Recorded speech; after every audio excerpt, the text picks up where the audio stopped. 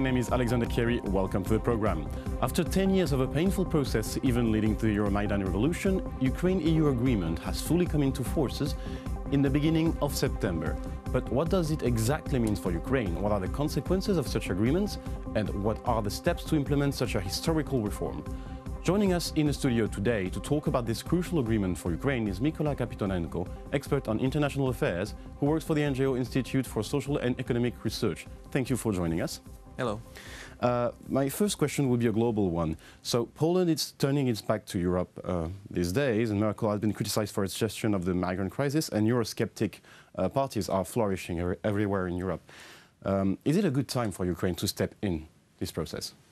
Yeah, one could think that it's not the best time for Ukraine to claim its European aspirations, but you should keep in mind that Ukraine has been long pursuing this European path, and we are gradually becoming closer to Europe, regardless the fact that not everything is totally fine in Europe itself, and regardless the fact that we actually have a war on our territory and have a huge amount of problems concerning internal development. But I think historically and strategically, European values, Europe as a whole and European integration will remain a key political process defining the global landscape, and Ukraine being a part of it is of utmost importance. You talked about values, and on the Article 2 of the agreement, it's about common values, the conditionality of this agreement, and the idea of respecting human rights, and also the fight against corruption. Is it going to be a challenge for Ukraine? Absolutely. This is going to be a challenge because, first of all, because Ukraine is poor. This is the fundamental reason for many other things which are affecting Ukraine in a negative way.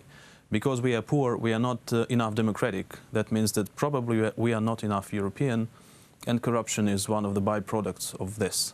So fighting corruption is necessary, but in my opinion, there are even more fundamental things we need to fight with than corruption. If we overcome ineffectiveness, if we are becoming more competitive in terms of economic development, and if we get a strong, sustainable democracy, then the problem of corruption will be resolved. So it would be overcoming a sort of a bureaucracy of that kind of post-Soviet kind of structure?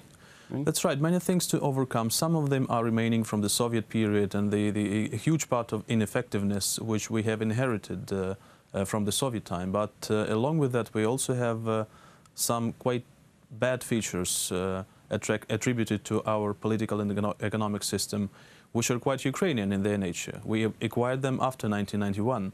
And we still have to fight the oligarchs, we still have to reconstruct the political system to build up effective parties, political parties, and to ensure democracy. So I think that the complex of the problems is to be solved, and I think it is better to solve them moving along the European path. There is another challenge here, and I'm thinking about the Article 3, which is the respect of the territorial integrity and sovereignty of Ukraine, of the territory. How is it possible to ask that to, and this actually could trigger off this agreement, how is it possible to ask that to Ukraine as it's a country in war today? We have, once again, we have quite difficult circumstances under which Ukraine is moving closer to Europe, and one of the most challenging is that territorial integrity has been violated, a thing Europe hasn't seen since World War II. And that certainly brings something new to the agenda of Ukrainian-European relations. In my opinion, it brings security issues on top. And this is affecting actually how European Union should treat Ukraine and how it should formulate or design its strategy towards Ukraine.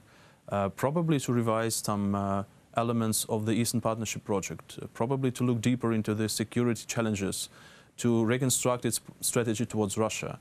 So the situation we're having at hand is very tough, difficult, and full of risks. But I think it also provides opportunities and possibilities for Ukraine and EU to engage in a dialogue on security matters, including which would put forward and try to, or at least help to obtain interest for both parties.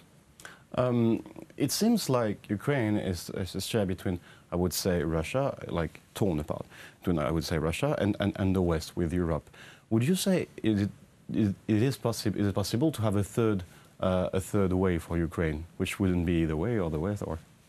It has for quite long been debated that there is a certain other way for Ukraine, either to remain neutral, non-bloc, somewhere in between Europe and Russia, to avoid a clash of civilization or clash of strategic interests of Russia and Europe. But as history shows, this is a wrong path, because this is the main reason we have been subjected to aggression from Russian side. Because of that, we lost Crimea, most importantly, and because of that, we're having a hybrid war in the east of the country. So for me, it is evident that the strategy of non-bloc foreign policy or neutrality or something like that is not acceptable under circumstances which we are having at hand. We need a more resolute, a more specific, and a more West-directed foreign policy in order to ensure our own national security and national interests. You told a bit before about this Eastern Partnership. Can you develop a little bit about it? Well, this is a good project which is aimed at Eastern European countries, 6 of them, in order to promote democracy, economic efficiency, and bring them closer to Europe. But as experience have shown, these countries are different. Some of them, like Ukraine, Moldova, or Georgia, are more European, pro-European, more enthusiastic on developing their relations with the European Union, while others are less or much less enthusiastic about that. So probably the first thing the EU should do is dividing these countries, at least in 2 groups, or deal with them individually, to evaluate the success they make or do not make, and to bring them closer to Europe or do not bring them closer to Europe according to that. So I think these things should be taken into account. Moreover, again, issues of security should be brought to the agenda and should be paid much more attention to. So these are main lines along which the Eastern Partnership project could be and should be improved. So that would imply a multi-speed Europe in some sort of ways? I would say that this would imply a multi-speed neighborhood, European neighborhood. And this will correspond to the reality we're having at hand. Countries around the European Union are different. They have different interests, they have different strategies, they have different problems. And dealing with all of them through one instrument is probably not very effective, I would say. So, and that's going to be my last question. I'm thinking about like Emmanuel Macron, who's defending a strong idea of Europe, of Angela Merkel, who's defending the strong idea of Europe too. Do you think they're going to the right path towards the Eastern European countries?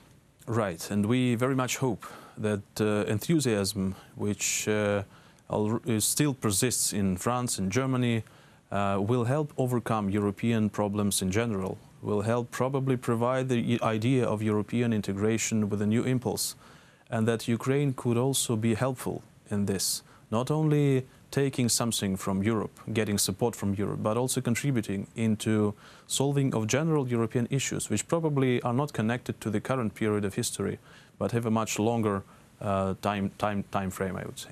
So in a way, I'm seeing it more global in a time way and in a yeah, we way. should think globally and historically and strategically. And from that point of view, Ukraine being a part of Europe would definitely make its best contribution to the global security in a new world.